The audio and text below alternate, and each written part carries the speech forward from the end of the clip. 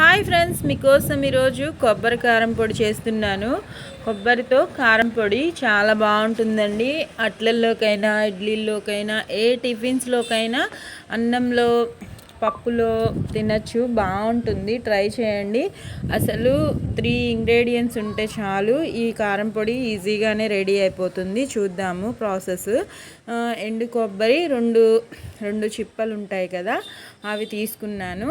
అవి నీట్గా చిన్న చిన్న పీసెస్ చేసుకున్నాను. ఎండుమిర్చి ఒక 150 గ్రామ్స్ అన్నమాట.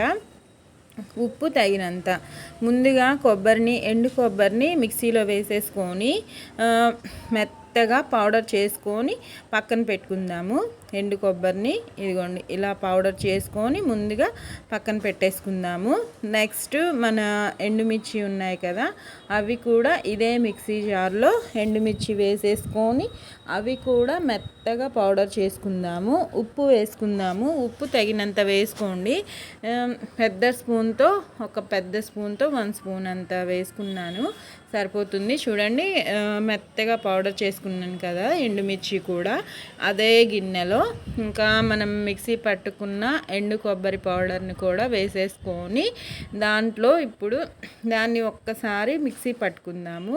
మిక్సీ పట్టుకున్న తర్వాత ఇలా ఉన్న దానిలో వెల్లుల్లి వేసుకుంటున్నాను. రెండు గర్భాలంత వెల్లుల్లిని వేసుకొని మళ్ళీ ఇంకొకసారి మిక్సీ పట్టుకుందాము. పౌడరు మిక్సీ పట్టుకుంటే బాగా మన కారం పొడి రెడీ అయిపోయినట్టేనండి.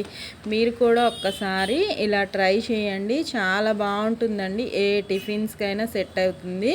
ట్రై చేయండి, ఇంట్లోనే ఈజీగా టేస్టీగా సూపర్గా ఉంటుంది.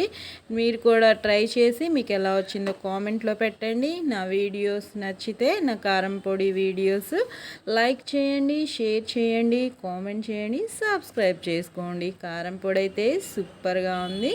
మీరు దేంట్లో అయినా స్టోర్ చేసుకోండి.